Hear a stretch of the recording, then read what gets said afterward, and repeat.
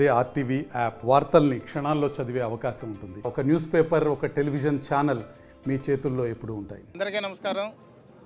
ఈరోజు రాజానగరం నియోజకవర్గం కోరుకొండ మండలం కోరుకొండ గ్రామంలో door to door campaigning మొదలెట్టాం.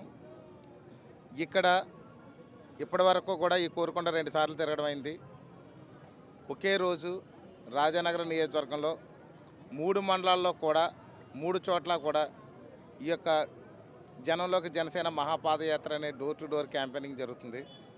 Rajanagaram మండలం కలవచర్ల గ్రామంలో నా పెద్ద కుమార్తె, నా కుటుంబ సభ్యులు కలిసి అక్కడ స్థానిక నాయకులు, కార్యకర్తలు వేసుకుని అక్కడ డోర్ టు డోర్ క్యాంపెయినింగ్ జరుగుతుంది. అదేవిధంగా సీతానగరం మండలంలో నా భార్య బత్తుల వెంకటలక్ష్మి గారు, అదేవిధంగా నా అల్లుడు పవన్ కుమార్ గారు, తెలుగుదేశం, జనసేన, బీజేపీ నాయకులు, కార్యకర్తలు కలిసి అక్కడ డోర్ టు డోర్ క్యాంపెయినింగ్ చేస్తున్నారు. ఇక్కడ కోరుకొండ మండలంలో నేను, ఈ యొక్క తెలుగుదేశం ఇన్ఛార్జ్ బొడ్డు వెంకటరమణ చౌదరి గారు కూడా ఇక్కడ కూడా చేస్తున్నాము. వారు 3 చోట్ల కూడా కవర్ చేస్తున్నారు. 3 చోట్ల జరిగే ఈ డోర్ టు డోర్ క్యాంపెయినింగ్కి అక్కడికి వెళ్ళి నాయకులు కలుసుకుని అక్కడ అంటే 3 చోట్ల కూడా కవర్ చేస్తూ నాయకులకి అందరికీ కూడా అభివాదం చేస్తూ వాళ్ళకి ఎప్పటికప్పుడు మోటివేషన్ ఇస్తూ ఈ యొక్క మనం ఖచ్చితంగా ఇక్కడ గెలవాలి, మంచి మెజారిటీ రావాలి అని చెప్పేసి వారందరూ కూడా క్యాడర్ని అంతా కూడా ఉత్సవపరుస్తూ వారు ముందుకు వెళ్తున్నారు. మేము కూడా డోర్ టు డోర్ వెళ్ళి ఆడపడుచులందరినీ కలుస్తున్నాము. స్థానిక ప్రజలను, ఓటర్లందరినీ కూడా కలిసి ఓట్ల అభ్యర్థన చేస్తున్నాము. మంచి స్పందన ఉంది. స్వచ్ఛందంగా జనసేన, తెలుగుదేశం, బీజేపీ పార్టీల నుండి నాయకులు, కార్యకర్తలు, వీర మహిళలు అధిక సంఖ్యలో పాల్గొంటున్నారు. వాళ్ళందరూ కూడా స్వచ్ఛందంగా వస్తున్నారు. ప్రజలు కూడా ఒకటే చెప్తున్నారు, ఈ యొక్క ప్రస్తుత ప్రభుత్వం వల్ల చాలా ఇబ్బందులు పడ్డాము, ఈ యొక్క ప్రభుత్వం మారాలి, ఈ రాష్ట్రం బాగుపడాలి అనే నిదానంతో ప్రజలందరూ కూడా సిద్ధంగా ఉన్నారు. ఎప్పుడు ఎలక్షన్లు వస్తాయా, ఎప్పుడు చంద్రబాబు నాయుడు గారు సీఎం చేస్తామనే తపనతో కనిపిస్తున్నారు ప్రజలందరూ కూడా. అన్ని విధాలుగా నష్టపోయాం. ఈ ధరలన్నీ కూడా ఎక్కువైపోయినాయి. ఒక మంచి పరిపాలన జరగలేదు. అన్ని విధాలుగా నష్టపోయాం. ఎవరికి సరైన భవిష్యత్తు లేకుండా పోయింది.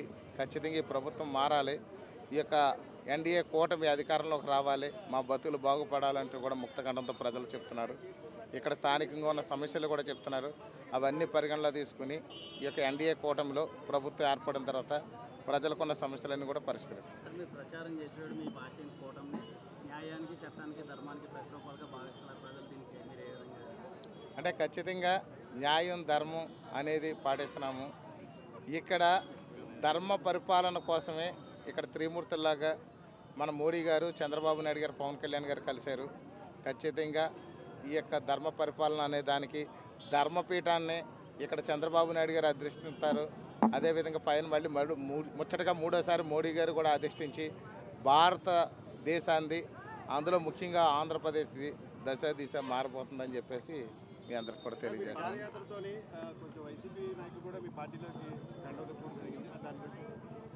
సరే, ఇక్కడ అంటే వాళ్ళంతా కూడా భయపెట్టి జాయిన్ చేసుకుంటున్నారు వైసీపీ నాయకులు. వీళ్ళందరూ కూడా స్వచ్ఛందంగా వచ్చి మా ఆఫీస్కి వచ్చో, లేకపోతే ఇళ్లకు వచ్చో, లేదు ఈవేళ పాదయాత్రలో కూడా కలిసి వాళ్ళందరూ కూడా జాయిన్ అవ్వడం జరుగుతుంది.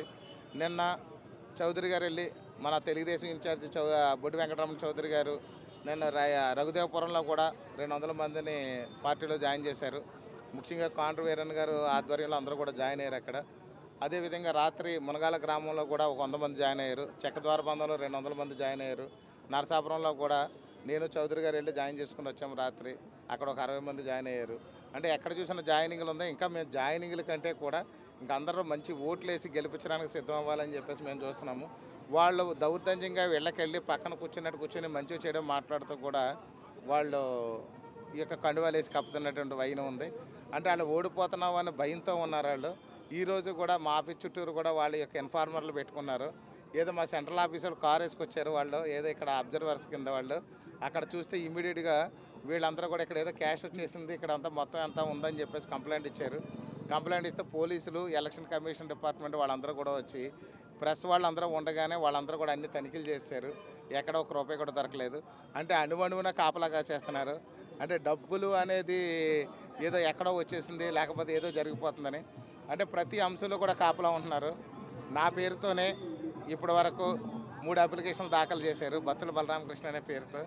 అదేవిధంగా బత్తుల వెంకటలక్ష్మి గారి పేరుతో ఇంకొక అప్లికేషన్ కూడా దాఖలు చేశారు. వీళ్ళందరూ కూడా ఎవరు రాజనగరం నియోజకవర్గానికి చెందిన వాళ్ళు కాదు. అది చట్టం ఎలా ఉంటుందో చూసుకుంటారు, చట్ట ప్రకారం ఉంటుంది అదంతా. కానీ వాళ్ళ భయభ్రాంతులు అవైదేరు. ఇక్కడ రకరకాలుగా జనాలు తీసుకొచ్చి ఇక్కడ నామినేషన్లు వేపిస్తున్నారు, ఇక్కడ అభద్రతా భావంతో మా చుట్టూ కాపలా పెట్టారు, మాకు ఎక్కడ డబ్బులు వచ్చేసినాయి అని చెప్పేసి భయపడుతున్నారు. నిన్న మొన్న ఒక వీడియో కూడా రిలీజ్ చేశారు. బలరామకృష్ణ ఆస్తులన్నీ కూడా అక్రమ ఆస్తులు, అవన్నీ కూడా ఎవరు కొనుగోలు చేయొద్దు, అలాగే తాకట్లు కూడా పట్టొద్దని చెప్పేసి పెద్ద భారీ ఎత్తున ఒక వీడియో కూడా రిలీజ్ చేశారు. వాళ్ళు ఎన్ని చేసినా ఇవన్నీ చేయడానికి ముఖ్య కారణం వాళ్ళు ఓడిపోతున్నారనే విషయం వాళ్ళకి అర్థమైపోయింది. ఎన్ని చేసినప్పటికీ కూడా గెలుపు ఎన్డీఏ కూటమిది. రాజానగరం నియోజకవర్గంలో ఖచ్చితంగా ఈ యొక్క ఎన్డీఏ జెండాను ఎగరేస్తాం, ఇక్కడ పీఠాన్ని అధిష్టిస్తాం, ఎమ్మెల్యేగా మంచి మెజారిటీతో ప్రజలు గాజు గ్లాసు గుర్తుపై ఓటేసి గెలిపిస్తారు. అదేవిధంగా ఎంపీ అభ్యర్థి అయిన ఈ యొక్క పురంధేశ్వరి గారిని కూడా కమలం గుర్తుపై ఓటేసి అఖండ మెజారిటీతో రాజమండ్రి పార్లమెంట్ నుంచి కూడా ఖచ్చితంగా మంచి మెజారిటీతో గెలవబోతున్నారు. Thank you. నమస్తే అండి. ఇది వ్యాపారం గురించి కాదు, ఓటు గురించి. ఎన్నికల్లో ఓటు వేయడం మన హక్కు మాత్రమే కాదు, కర్తవ్యం. ఎంతో మంది మహా నేతలు శ్రమించి ప్రాణత్యాగం చేసి ఈ అవకాశాన్ని మనకిప్పించారు. అందరూ ఓటు వేద్దాం. ఎందుకంటే ఓటు హక్కు ఊరికే రాదు. నా ఓటు ఎవరికో తెలుసా? అది సీక్రెట్ అండి.